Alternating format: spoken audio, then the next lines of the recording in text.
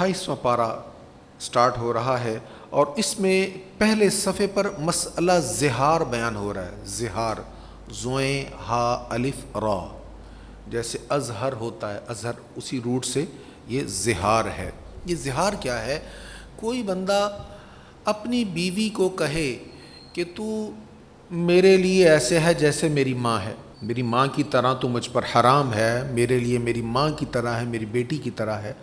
اب بیوی کو طلاق نہیں ہوگی، لیکن اب بیوی کے قریب بھی نہیں جا سکتا کیونکہ اس نے زہار کیا ہے. اس کو کہتے ہیں زہار. اب اگر کسی نے زہار کیا ہے تو اس کو کفارہ ادا کرنا پڑے گا، معافی مانگنی پڑے گی. جب تک کفارہ ادا نہیں کرے گا بیوی کے قریب نہیں جا سکتا. وہ کفارہ کیا ہے؟ غلام آزاد کرے. اگر غلام آزاد نہیں کر سکتا ہے، جیسے آج کے دور میں غلام میسر نہیں، تو پھر کیا کرے؟ پھر مسلسل 60 روزے رکھے. لوگ کہتے ہیں یار منہ ہی کیا سی پھر کیا ہے؟ بھئی منہ سے ہی تو نکاح ہوتا ہے.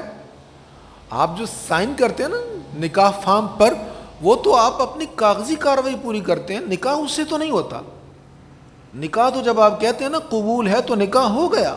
آپ اس پیج پر سائن کر رہے ہوتے ہیں تاکہ آئی ڈی کارڈ بنانے کے لیے، دیگر کاموں کے لیے، بچوں کے بے فارم کے لیے وہ ایک پروف ہو جائے، سرٹیفکیٹ ہو جائے. نکاح تو زبان سے ہی ہوتا ہے، ہاں کہنے سے ہو گیا، نہ کہنے سے نہیں ہوگا. تو اسی طرح زہار کا مسئلہ بھی بڑا اہم ہے. اگر کوئی زہار کر بیٹھے، پہلا حکم یہ غلام آزاد کرے. اگر غلام نہیں آزاد کرتا تو پھر 60 روزے رکھے مسلسل، بیچ میں ناغہ نہیں کرنا. اور اگر کسی میں طاقت نہیں ہے 60 روزے رکھنے کی، بیمار تھا یا علیل تھا، تو پھر اس کے لیے حکم یہ ہے کہ وہ کیا کرے؟ 60 مسکینوں کو کھانا کھلائے. یہ کام کرے گا تو پھر بیوی کے پاس وہ جانے کے لائق ہوگا. اس سے آگے یہ سورۃ المجادلہ ہے، اور سورۃ المجادلہ کی آیات ہیں 23 آیات ہیں. اور اس سورت کی خصوصیت ہے اس کی ہر آیت میں اللہ تعالیٰ کا اسم مبارک اللہ ہے. یہ کسی اور سورت میں نہیں ہے. یہ سورت کی خصوصیت ہے اس کی ہر آیت میں اسم جلالت موجود ہے. اس کے دوسرے رکوع میں ارشاد ہے، اے مخاطب کیا تم نہیں جانتے کہ اللہ جانتا ہے جو کچھ آسمانوں میں ہے اور جو کچھ زمینوں میں ہے.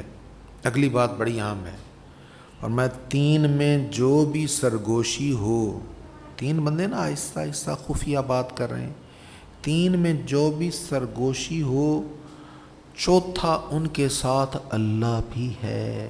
یہ مت سمجھو بس ہم 3 یہاں بیٹھے اور کوئی نہیں ہے، اللہ ہے. 5 میں جو بھی سرگوشی ہو، چھٹا ان کے ساتھ اللہ ہے، خواہ کم ہوں یا زیادہ ہوں. وَهُوَ مَعَهُمْ أَيْنَمَا كُنْتُمْ وَهُوَ مَعَهُمْ أَيْنَمَا كُنْتُمْ. تم جہاں کہیں بھی ہو اللہ تمہارے ساتھ ہے. اس لیے یہ نظریہ پختہ ہونا چاہیے کہ اللہ ہمارے ساتھ ہے. ہم دیکھتے کیمرہ تو نہیں لگا، ریکارڈنگ تو نہیں ہو رہی. بھئی کیمرہ ہو نہ ہو، کیمرے سے تو لوگ دیکھیں گے، اللہ تو ہے. کیمرے سے ہم ڈرتے ہیں، اللہ سے ڈرنا چاہیے. اللہ اکبر. اس سے آگے ارشاد ہے، اے ایمان والو جب تم سے کہا جائے کہ مجالس میں کشادہ ہو جاؤ تو کشادہ ہو جایا کرو، اللہ تمہارے لیے کشادگی کر دے گا. 4 بندے بیٹھے ہیں، جگہ نہیں ہے، جگہ فل ہے، کوئی بندہ آ جائے اور تمہیں کیونکہ یار تھوڑی سی جگہ بنا دو، تو بھئی بنا دو. تم یہاں جگہ بناؤ گے، اللہ دلوں میں جگہ بنا دے گا. اور جب تم سے کہا جائے کھڑے ہو جاؤ تو کھڑے ہو جایا کرو، اللہ تم میں سے کامل مومنوں کے اور علم والوں کے درجات بلند فرمائے گا، اور اللہ تمہارے کاموں کی بے حد خبر رکھنے والا ہے. نبی کریم علیہ الصلاۃ والسلام جلوہ افروز ہیں، بیان ہو رہا ہے، نوجوان صحابہ کرام قریب بیٹھے ہوئے ہیں، کچھ بزرگ صحابہ کرام آئے، انہوں نے دیکھا جگہ نہیں، وہ پیچھے کھڑے ہو گئے. اب ویسے تو پہلے آنے والے کا حق ہوتا ہے، اس کو کوئی اور آ کے اٹھا تو نہیں سکتا. جو پہلے آ کے بیٹھ گیا اسی کا حق ہے. دوسرا کوئی آ کے یہ تو نہیں کہہ سکتا چل بھی اٹھے، تم اٹھو یہاں سے، میں نے بیٹھنا ہے، تو نہیں اٹھا سکتا. لیکن جو صاحب مجلس ہے اس کا اختیار ہے. اب حضور نے اپنا اختیار استعمال فرمایا. حضور نے کہا تم اٹھو یہاں سے، تم بھی اٹھو. کچھ نوجوانوں کو اٹھایا کہ آپ اٹھیں، پیچھے چلے جائیں. ان بزرگوں کو جو سینئر تھے ان کو آگے بلا لیا، ان کو آگے بلا کے بٹھا لیا۔ اب منافق کوئی موقع نہیں چھوڑتے تھے۔ منافقین کہنے لگے باہر جا کر، دیکھو تم کتنا پیار کرتے ہو نبی پاک سے، تم ان کے پاس بیٹھنا چاہتے ہو، ان کو دیکھنا چاہتے ہو، ان کی زیارت کرنا چاہتے ہو، کتنے اچھے خیالات ہیں تمہارے، لیکن انہوں نے تمہاری محبت کی قدر تو نہیں کی۔ تم اتنے شوق سے پاس جا کے بیٹھے، انہوں نے تمہیں اٹھا کر وہ باہر کیا، اور وہ جو بعد میں آ رہے ہیں ان کو آگے بٹھا دیا۔ اللہ تعالیٰ نے آیت نازل فرما دی، اے ایمان والو ایسے نہ کرو، جب تمہیں اٹھایا جائے تو اٹھ جاؤ۔ اب یہاں سے علماء نے مسئلہ یہ بیان کیا کہ جو صاحب مجلس ہے، جو صاحب محفل ہے، اس کو اختیار ہے، اگر وہ دیکھتا ہے کہ کوئی بزرگ ہے، کوئی بڑا ہے اور اس کے لیے جگہ نہیں ہے، تو وہ نوجوانوں کو آگے سے اٹھا کر ان کے لیے جگہ بنا سکتا ہے۔ اور یہاں سے جو پہلی بات ہے کہ جب تمہیں کہا جائے نا کشادہ ہو جاؤ، جگہ بناؤ، تو جگہ بناؤ۔ اگر تم جگہ بناؤ گے تو اللہ تعالیٰ تمہارے دلوں میں گنجائش بنا دے گا، جگہ بنا دے گا۔ اس سے آگے سورۃ الحشر ہے، یہاں اہم ترین ایک حکم ہے، بہت اہم حکم ہے، وَمَا آتَاكُمُ الرَّسُولُ فَخُذُوهُ، اور رسول جو تم کو دیں اس کو لے لو، اور جس سے تم کو روکیں اس سے رک جاؤ۔ ما کا مطلب ہوتا ہے جو، وا اور ما، جو آتاکم دیں تمہیں رسول، فخذو پکڑ لو اس کو، وما اور جو نہاکم روکیں تمہیں انہو اس سے، فانتہو تو رک جاؤ۔ اب ما میں کوئی ایسی شے نہیں ہے جس کا ذکر نہ ہو، جو تمہیں رسول دیں وہ لے لو، اور جس سے روکیں اس سے رک جاؤ۔ اب رسول جب دیں گے تو کیا ہم یہ کہیں گے کہ بھئی ہم نے تو صرف قرآن لینا ہے، قرآن ہی اللہ کی کتاب ہے، حدیث ہمیں نہ سناؤ؟ مجال ہے ہماری؟ اگر ہم کہیں جی جناب ہم نے حدیث تو نہیں لینی، تو قرآن نے تو یہ نہیں کہا کہ تم میرے مصطفیٰ سے قرآن لے لو اور کچھ دیں تو نہ لو۔ قرآن نے کیا لینے کو کہا ہے؟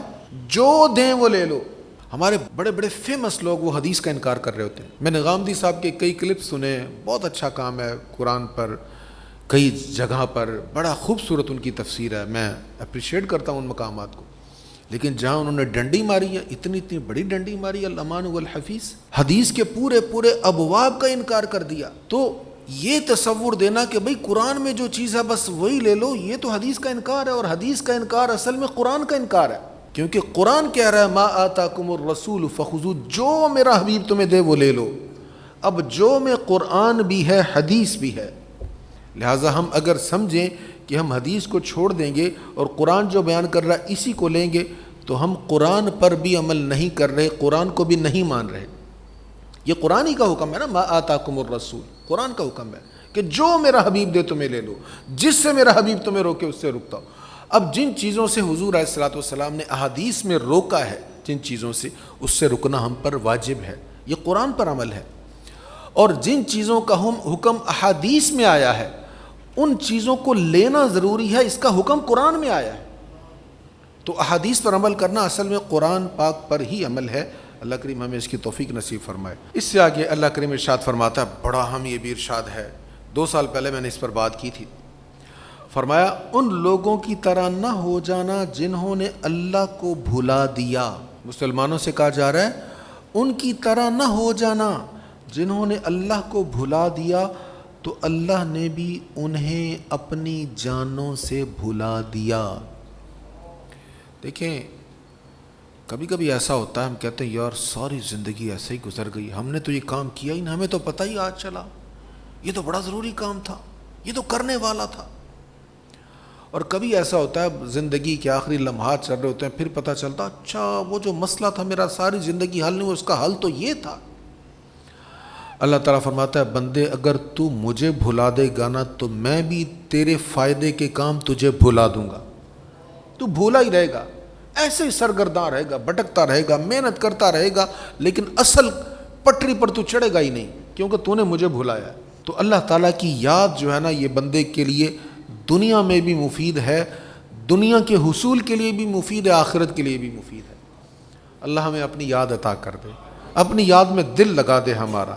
اللہ اکبر۔ اس سے آگے سورۃ الممتحنہ ہے، اس کے 2 رکوع ہیں، اور اس کے آغاز میں اور اختتام میں ایک ہی اہم بات ہے، وہی میں 2 آیتیں کی طرف توجہ دلاؤں گا آپ کی۔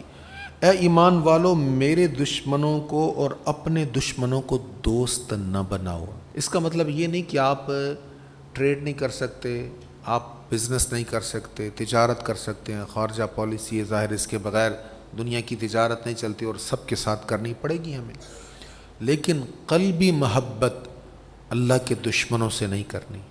قلبی محبت، جس محبت میں وارفتگی آتی ہے اور جس محبت کی وجہ سے انسان اپنے معاملات میں ادھر جھکاؤ کر لیتا ہے۔ تو یہ پہلی آیت ہے اس سورت کی، اور آخری آیت کیا ہے؟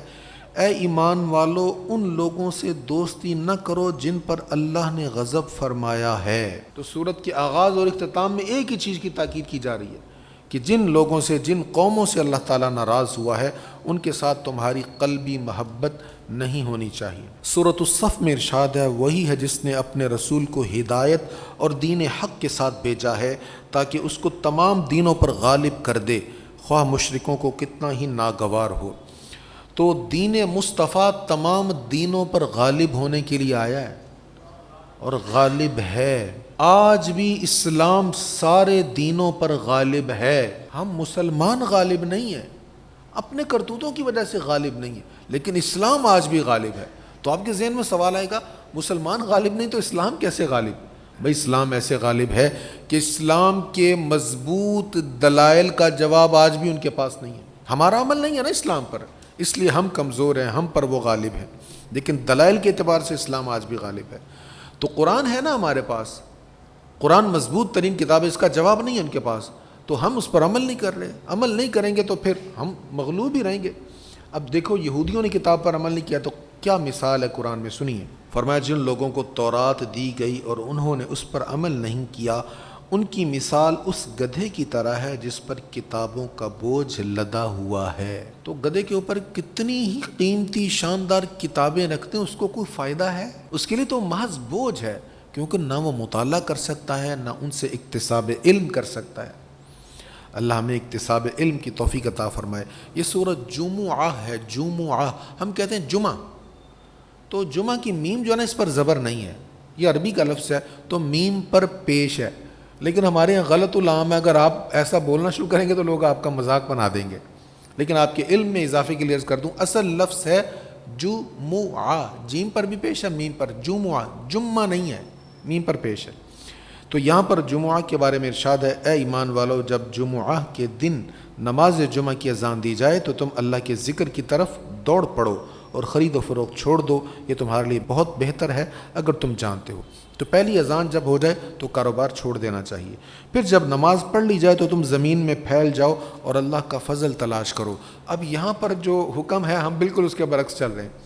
ہمارے بینکس، سرکاری ادارے سارے جمعہ سے پہلے کھلے ہوتے ہیں، بعد میں بند ہوتے ہیں، اور قرآن فرما رہا ہے کہ جب تم نماز پڑھ لو فانتشروا فی الارض، پھر پھیل جاؤ، رزق تلاش کرو، تمہیں بڑی برکت ملے گی۔ اس سے آگے سورۃ المنافقون ہے، اس میں ارشاد اے ایمان والو تمہارے اموال اور تمہاری اولاد تم کو اللہ کے ذکر سے غافل نہ کر دیں۔ تو مال اور اولاد ایسی چیزیں ہیں جن میں پڑھ کر انسان اللہ کے ذکر سے غافل ہو ہی جاتا ہے، اس لیے اللہ تعالیٰ توجہ دلا رہا ہے۔ پھر سورۃ التغابن ہے، فرمایا آسمانوں کی تمام چیزیں اور زمینوں کی تمام چیزیں اللہ کی تسبیح کرتی ہیں، ہر شے اللہ کی تسبیح کر رہی ہے، اگر کوئی نہیں کر رہا تو وہ انسان نہیں کر رہا۔ پھر اسی صورت میں آگے ارشاد ہے انما اموالکم و اولادکم فتنہ، تمہارے اموال اور تمہاری اولاد صرف تمہارے لیے آزمائش ہے اور اللہ ہی کے پاس اجر عظیم ہے۔ اس سے آگے سورۃ الطلاق ہے، اور یہاں پر ایک بڑی اہم آیت ہے۔ حضرت ابو ذر رضی اللہ عنہ بیان کرتے ہیں رسول اللہ صلی اللہ علیہ وسلم نے فرمایا میں ایک ایسی آیت کو جانتا ہوں اگر تمام لوگ اس پر عمل کریں تو وہ آیت انہیں کافی ہوگی، اگر لوگ اس پر عمل کریں تو ان کے لیے کافی ہوگی۔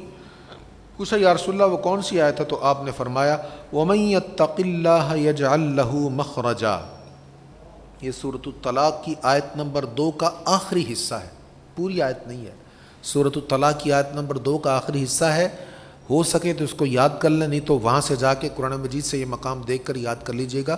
وَمَن يَتَّقِ اللَّهَ يَجْعَلْ لَهُ مَخْرَجًا، اور جو اللہ سے ڈرتا ہے اللہ اس کے لیے نجات کی راہ پیدا کرتا ہے۔ خوف خدا اتنی کمال کی چیز ہے کہ اللہ نجات کی راہ پیدا کرتا ہے، اور پھر آگے ارشاد ہے پھر اللہ اس کے رزق میں بھی برکت فرما دیتا ہے، اس کو آسانیاں بھی عطا فرما دیتا ہے۔ اس سے آگے سورۃ التحریم ہے، یہاں پر ارشاد ہے اے ایمان والو اپنے آپ کو اور اپنے گھر والوں کو اس آگ سے بچاؤ جس کا ایندھن آدمی اور پتھر ہے۔ فیول انسان کو پھینکا جائے گا تو آگ اور بھڑکے گی، انسان اور پتھر ہی اس کا فیول ہے، وہ بھڑکے گا، اور فرمایا اپنے کو خود کو بھی اور اپنے گھر والوں کو بھی اس آگ سے بچاؤ۔ تو ہم میں سے ہر سربراہ جو گھر کا سربراہ اس کی ذمہ داری ہے کہ خود کو بھی گناہ سے بچائے اور اپنی فیملی کو بھی، بچوں کو بھی گناہوں سے بچائے۔ اور آخری رکوع میں ارشاد ہے یا ایھا الذین آمنوا توبوا الی اللہ توبۃ نصوحا، اے ایمان والو اللہ کی طرف خالص توبہ کرو، توبۃ نصوح، ایسی توبہ کرو کہ آئندہ کے لیے نصیحت ہو جائے، پکی توبہ کر لو، یہ نہیں کہ بھئی اس بار کے معاف کرواتے ہیں تو پھر بعد کی بعد میں دیکھی جائے گی، یہ ذہن نہیں بنانا چاہیے، ذہن یہ بنانا ہے کہ بھئی اس بار موقع ملا ہے، اب مسجد میں آ گئے ہیں، اللہ کے گھر میں، اب تو پکی توبہ کر کے ہی اٹھیں گے، اب تو پکا عہد کر کے ہی اٹھیں گے، مولا کو منا کے ہی اٹھیں گے کہ آئندہ کبھی بھی اس کی نافرمانی نہیں کریں گے۔ جب انسان پکا عہد کر لیتا ہے، ایسی توبہ کر لیتا ہے، تو پھر اللہ بھی سارے گناہ معاف کر ہی دیتا ہے۔ اللہ اکبر۔ بزرگ فرماتے ہیں کہ کیسے پتہ چلے گا کہ توبہ قبول ہو گئی؟ یہ بزرگوں کے تجربات ہیں۔ وہ کہتے ہیں تم نے توبہ کی، معافی مانگی، دعا مانگی، اب تمہیں پتہ کیسے چلے گا کہ قبول ہوئی ہے؟ کہتے دیکھ لو وہ کام دوبارہ تو نہیں کر رہے، اگر تمہاری عادت اسی طرح، اس کا مطلب ہے توبہ قبول نہیں ہوئی، کیونکہ تم نے سچی توبہ کی نہیں، اور اگر وہ برائیاں تم سے چھوٹ گئی ہیں، اس کا مطلب ہے توبہ قبول ہو گئی ہے۔ اللہ تعالی ہمیں توبہ کی توفیق عطا فرمایا، ہم پر دنیا اور آخرت کی خیر کے دروازے کھول دے۔ وآخر دعوانا الحمد للہ رب العالمین۔